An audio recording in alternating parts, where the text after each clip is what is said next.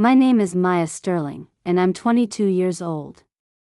Imagine standing at your own college graduation, watching your parents hand your twin sister a $15,000 European vacation while you get a $10 Starbucks card and a lecture about gratitude, in front of 500 people.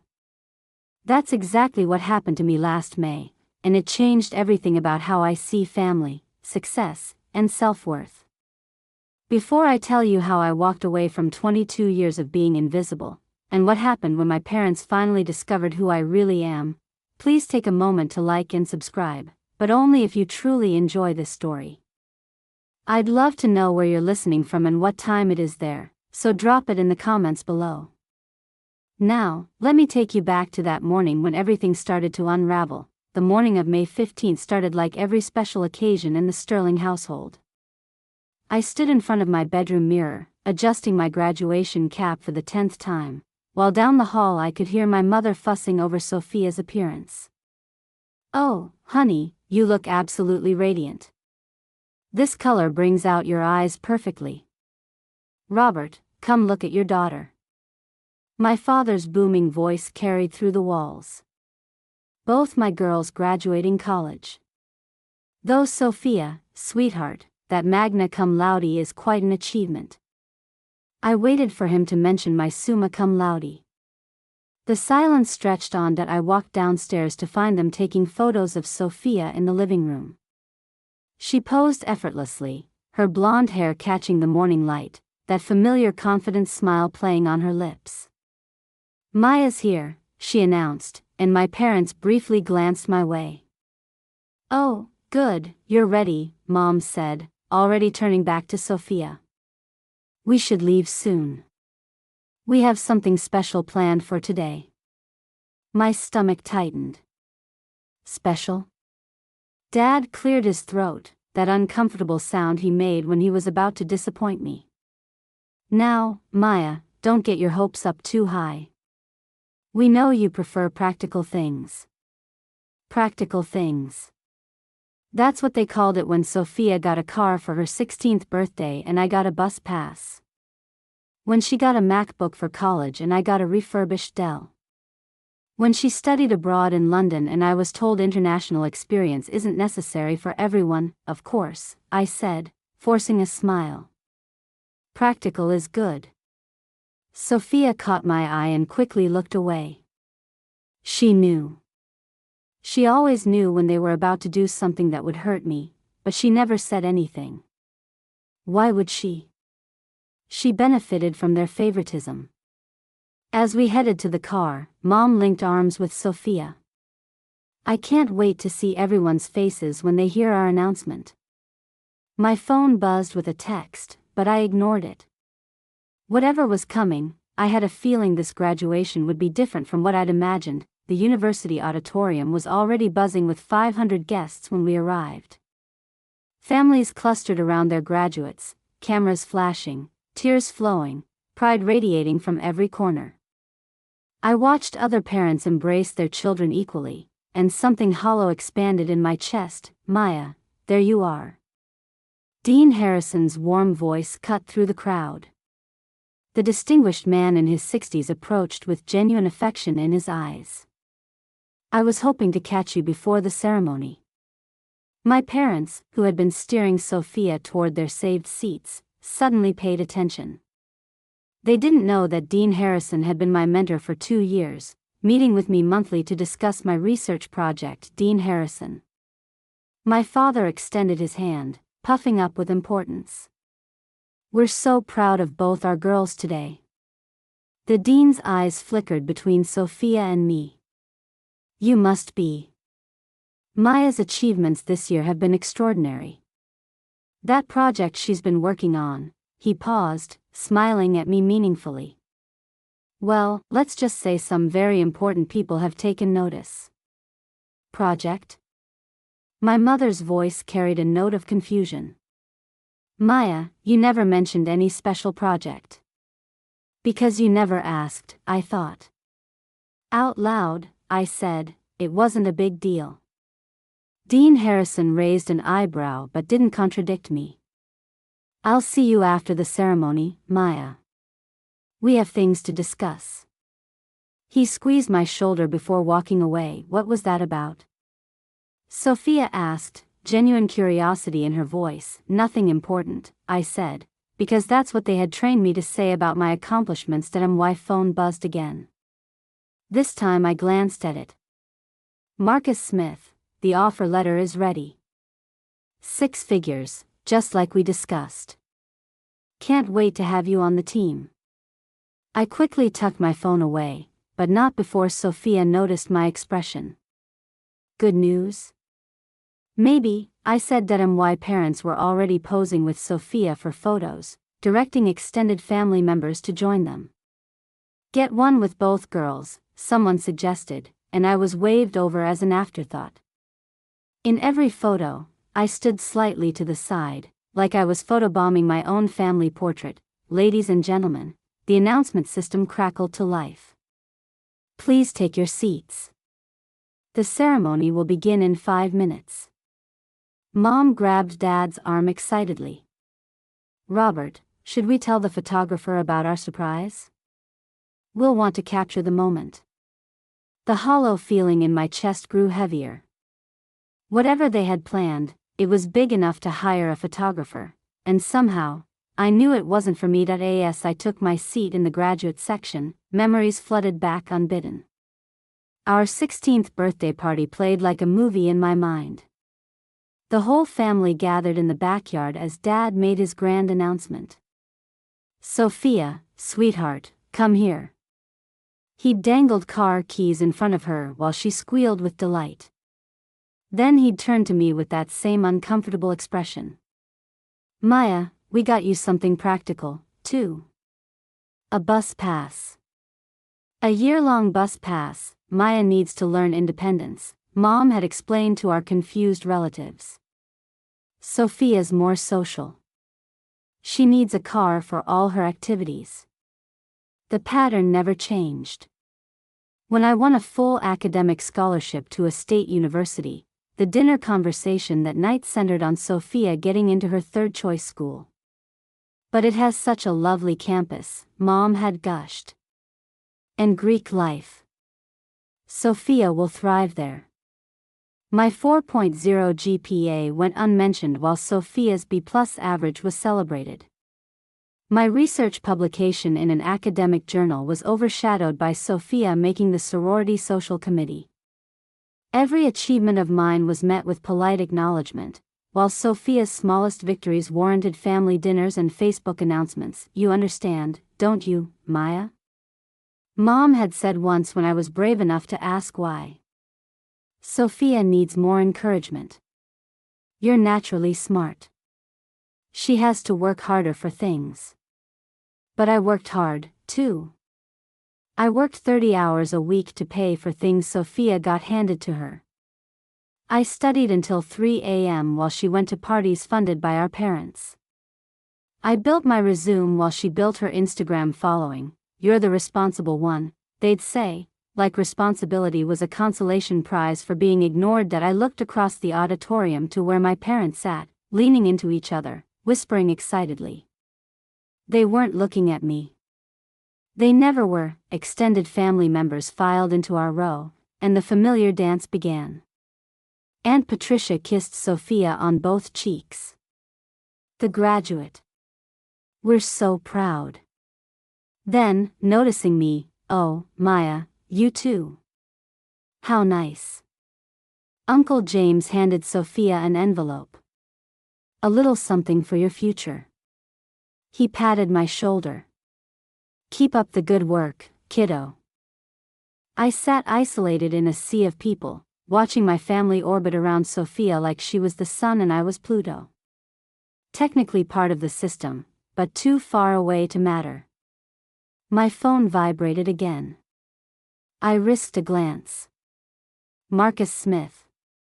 Also, the MIT recommendation went through. Full ride for your masters. Announcement next week. My heart hammered. MIT. Full ride. The words felt surreal. I'd applied in secret, knowing my parents would call it overreaching, or worse, compare it to Sophia's rejection from her dream school. What's got you smiling? My cousin Derek slid into the seat beside me, one of the few family members who actually saw me. Just thinking about the future, I said carefully. About time something good happened for you. He lowered his voice. I don't know how you stand it, Maya. The way they treat you and Sophia differently. It's fine, I lied. It's not, he said firmly. But something tells me you're not going to take it much longer. Before I could respond, the lights dimmed. The ceremony was beginning.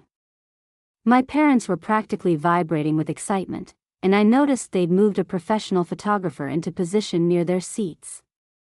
What do you think they're planning? Derek whispered.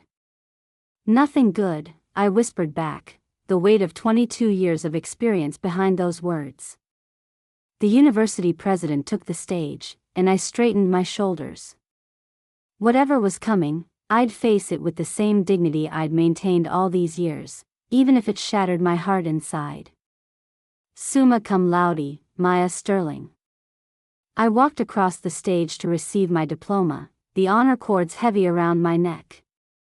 The applause was polite, standard. From my parents' section, I heard modest clapping, no whistles, no standing ovation, just the bare minimum acknowledgement that their daughter had achieved the highest academic honor possible. I returned to my seat and watched 15 minutes later as Sophia's name was called. Magna cum laude, Sophia Sterling. The difference was immediate. My father's whistle pierced the auditorium. My mother stood up, tears streaming, hands clasped over her heart. The photographer they'd hired snapped rapid-fire shots. Extended family members cheered like she'd won an Olympic gold medal. Sophia had the grace to look slightly embarrassed as she walked back, catching my eye with an apologetic shrug. We both knew Summa was higher. We both knew it didn't matter. And now, the MC announced, before we conclude, we have a special segment. Some families have requested time to share personal moments with their graduates. My blood turned cold. Around me, other graduates looked confused. This wasn't in the program. First, we'd like to invite Robert and Linda Sterling to the stage. My parents practically ran up, my mother clutching my father's arm, both of them beaming. The photographer positioned himself for the perfect angle. Thank you. My father took the microphone, his salesman voice filling the auditorium. We are blessed with 2 daughters graduating today. 2 different paths, 2 different journeys. My mother took the mic. Sophia, sweetheart, could you come up here? Sophia looked at me, something like guilt flashing in her eyes before making her way to the stage. I remained frozen in my seat. Maya, my father called out, almost as an afterthought. You too, honey. The walk to that stage felt like a death march. Standing on that stage, I felt 500 pairs of eyes on us. The lights were hot and bright, making it impossible to hide. My mother had positioned Sophia between her and my father, while I stood slightly to the side, like a punctuation mark at the end of their perfect family sentence. We wanted to share this moment with all of you, Dad said into the microphone, his voice carrying that false warmth he used with clients, because family celebrations are meant to be witnessed. I knew then, with absolute certainty, that whatever came next would hurt. They brought me up here not to celebrate me, but to ensure I couldn't escape whatever they'd planned. As parents, Mom took the mic, her voice trembling with emotion. We've watched our girls grow into young women. Sophia has always been our shining star, our social butterfly who lights up every room. The audience made appropriate cooing sounds. I stood there, smile frozen, waiting. And Maya, Dad said, turning to me with that expression that meant disappointment wrapped in false encouragement, our quiet one. Still waters run deep, as they say. Though sometimes we wish those waters would sparkle a bit more. Nervous laughter rippled through the audience. Some people shifted uncomfortably. Dean Harrison, I noticed, was frowning from his seat in the faculty section. We believe in teaching our children different lessons based on their needs, Mom continued. Sophia has always reached for the stars, while Maya needs to learn the value of humility and gratitude. My cousin Derek stood up abruptly and left the auditorium. He couldn't watch what was coming. I envied him that option. So, today, Dad announced, we have special graduation gifts for both our daughters. The photographer moved closer, camera ready. My parents were about to publicly humiliate me, and they wanted it documented. Time seemed to slow as I stood there, the stage lights burning my skin. Inside my head, a war raged. Walk off. Just turn around and walk off this stage right now. But my feet remained planted. 22 years of conditioning held me in place. The good daughter, the responsible one, the one who never made scenes. I thought about all the nights I'd cried into my pillow, wondering what I'd done wrong. All the family dinners where my achievements were footnotes to Sophia's social calendar. All the times I'd been told I was lucky to be so naturally smart, as if my 3 a.m. study sessions didn't exist. My phone buzzed in my pocket under my graduation gown. Marcus, probably, or maybe the MIT admissions office. People who actually valued what I brought to the table. I caught Dean Harrison's eye in the crowd. He was watching me intently. Sophia, darling, my mother's voice cut through my thoughts. Come here, sweetheart. I watched my sister walk to center stage, her smile uncertain. She knew this was wrong. But like me, she'd been trained to play her role. My father cleared his throat. Sophia, you deserve the world. And there it was. The words I'd never hear directed at me. My mother pulled out an envelope from her purse, her hands shaking with excitement. The photographer crouched for a better angle. The audience leaned forward collectively, caught up in the moment. Sophia, our beautiful, vivacious daughter, Mom's voice cracked with emotion. You've brought us so much joy. Your spirit, your enthusiasm for life, these are gifts that can't be taught. I stood 3 feet away, invisible again despite being on stage. We know the job market is tough, Dad added, putting his arm around Sophia. And we want to give you something special before you start your career. Something that reflects how proud we are. Sophia glanced at me, discomfort flickering across her face. Maybe we should, no. No, Mom interrupted. This is happening now. We've planned this for months. They'd been planning this for months while I was secretly interviewing with tech companies, accepting offers, and arranging my future. We'd sat at dinner tables for months while they plotted this moment. Before we reveal Sophia's gift, Dad said, turning to the audience, we want to say that we love both our daughters. But we also believe in tailoring our support to each child's needs. Someone in the audience coughed. The discomfort was spreading. Sophia, Mom announced, holding up the envelope like a game show host, you deserve the world, and we're going to give you a piece of it. Open it, sweetheart. Sophia pulled out the contents, and her gasp echoed through the microphone. Oh my God.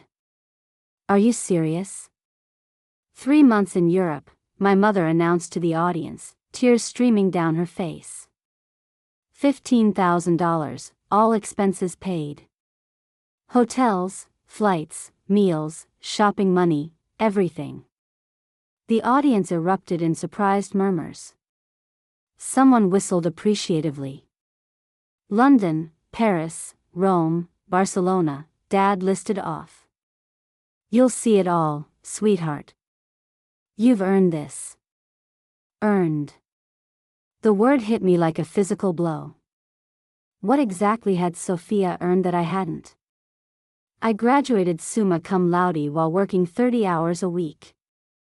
She graduated magna cum laude while our parents paid for everything. This is too much, Sophia said, but she was already crying happy tears, hugging our parents. Nothing is too much for you, Mom said into the microphone. The photographer was going wild, capturing every angle of their embrace. Extended family members were standing, applauding. My aunt was wiping tears, and I stood there 3 feet away, forgotten. When do I leave? Sophia asked. Next week, Dad announced. We wanted you to go while you're young, before life gets too serious. Now, my mother said, finally remembering I existed. The tone shift was so dramatic that several people in the audience actually gasped. The warmth drained from my mother's voice as she turned to me. Maya. Our practical daughter. Our serious one. The audience had gone quiet. We've watched you work so hard, Mom said, but it didn't sound like praise. Always studying, always buried in books, never taking time to enjoy life like your sister does. She needs to learn different lessons, Dad announced to the audience. Maya tends to be, how should I put this? Less grateful for what she has. Someone in the audience actually said, what? She's always wanting more, Mom added, completely rewriting history. Always comparing herself to others. We think it's important she learns that life isn't about material things. I hadn't asked them for anything in 3 years. Success isn't just about grades, Dad continued, his voice taking on that patronizing tone. It's about character, humility, understanding your place in the world. My place. He was literally putting me in my place in front of 500 people. Professor Martinez, who had supervised my research, stood up and walked out. She didn't even try to be discreet about it. So Maya, Mom said, reaching into her purse again, we have something for you, too. Something that we hope will teach you the value of appreciating small gestures. The comparison was so blatant, so cruel, that even Sophia stepped back. This isn't right, someone whispered loudly enough for the microphone to catch. My mother pulled out a small white envelope. Maya, this is for you. I took the envelope with steady hands. I opened it slowly, already knowing it would be bad. A Starbucks gift card fell into my palm. The amount was printed clearly, $10. The auditorium went completely silent. Someone's program fluttered to the floor, the sound echoing in the stillness. $10, Mom said into the microphone. To remind you that life's pleasures should be simple. That a cup of coffee can be just as meaningful as grand adventures. It's about learning gratitude, Dad added. Some children need to be given the world. Others need to learn to appreciate what they have. I heard someone in the audience say, are they serious? 15,000 versus 10. The math was so absurd that someone actually laughed, a sharp, disbelieving sound. I looked at the gift card in my hand. Then I looked at my parents. They seemed proud of themselves. I stepped up to the microphone. Thank you, I said, my voice surprisingly steady. You've taught me more than you know. Thank you, Mom and Dad. You've taught me valuable lessons about worth, value, and exactly where I stand. You've taught me that some children deserve the world while others deserve $10. You've taught me that love can be conditional, measured in public gestures and price tags. Their smiles began to falter. Most importantly, I continued, looking directly at them, you've taught me that family isn't always the people who share your blood. Sometimes it's the people who see your worth when your own parents don't. I want to thank my professors, my mentors, and the people who believed in me when my own family couldn't. I just want everyone to know that I'm grateful. Grateful for this moment of absolute clarity. Grateful for the opportunities ahead that I've earned entirely on my own. I held up the $10 gift card. This represents more than you intended. It represents the value you've placed on me for 22 years. And you know what? That's okay, because I've learned to value myself. I handed the microphone back to my stunned mother and walked off the stage with my head high. Behind me, the auditorium exploded in whispers. Some gifts aren't wrapped in ribbons, I said to Dean Harrison as I passed him. He squeezed my shoulder, his eyes full of pride. The moment I left the stage, people swarmed me. Professor Martinez reached me first. Maya, that was more graceful than they deserved. My phone was buzzing. Marcus Smith, just saw a video someone posted. Contract ready whenever you are. Also, forget your parents. Maya. Dean Harrison appeared at my elbow. Next week's honors ceremony, I'll be announcing your MIT scholarship and the publication of your research.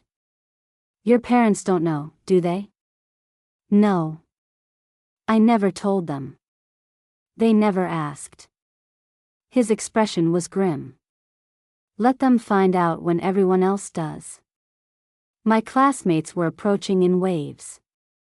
We knew you were brilliant, but we didn't know it was this bad. I looked back at the stage where my parents were trying to salvage the situation, talking rapidly to confused relatives. Sophia stood apart from them, looking lost, her European trip envelope hanging limply from her hand. I packed my car quietly during the reception. Everything I owned fit in my Honda Civic. My entire life in 3 boxes and 2 suitcases. The letter I left was brief. Thank you for making your position clear. I'm starting my journey now. I wish you all the best with the daughter you chose. Please don't contact me. At 2 a.m., while they slept off the champagne, I drove away. Sophia had texted me 11 times. I didn't respond. She'd had 22 years to speak up. Her silence had been its own choice. Monday morning, I walked into the gleaming offices of Innovatech. Maya Sterling? The receptionist smiled. Mr. Smith is expecting you. Marcus greeted me, ready to change the world? Ready to try, I said. The salary was real. $150,000 at 22, benefits, stock options. Numbers that would have made my parents' jaws drop. My phone had been silent for 3 days.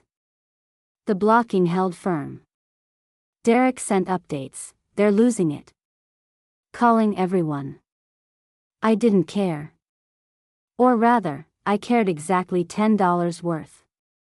By the way, Marcus added on Thursday, Sophia Sterling applied for our entry-level marketing position. Any relation? My stomach clenched. My twin sister. He studied my face. I saw the video from graduation. Want me to handle this? No, I said firmly. Treat her like any other candidate. Fair and square. Fair and square, he agreed, though her resume doesn't hold a candle to yours. 3 days until Dean Harrison's ceremony. Mom and Dad were in full damage control mode. They were still booking Sophia's Europe trip, posting about it on Facebook like nothing had happened. The honors ceremony was smaller, maybe 200 people. My parents arrived with Sophia. They looked older, stressed. Dean Harrison took the podium. I want to talk about exceptional.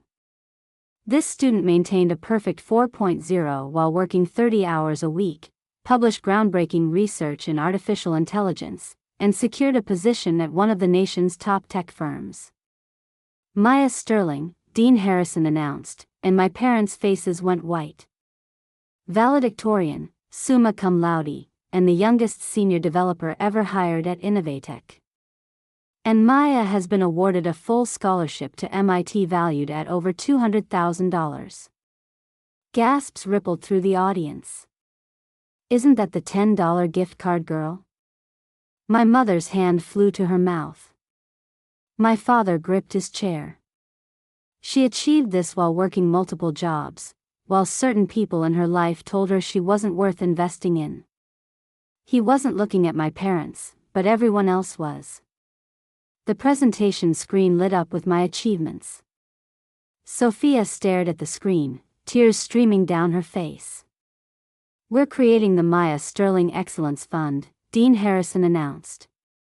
For students who succeed despite, not because of, their circumstances. The applause was deafening. My parents were surrounded by people asking, "How could you give her $10? We didn't know." Mom stammered. "Did you ever ask?" Professor Martinez ice-coldly added. I stood in the back doorway, catching Sophia's eye. She took a step toward me, but I shook my head once, firmly. I was already leaving. Behind me, I heard the development director saying, "Mrs. Sterling, I think you should know that Maya has already declined to have any family members associated with her Excellence Fund." My phone buzzed. Marcus saw the ceremony live stream. Your parents look like they've been hit by a truck. Good. Then another, by the way, your sister's application was rejected.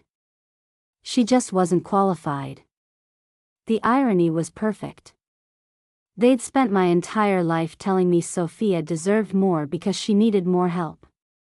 Now she actually needed help, and I wasn't available to give it.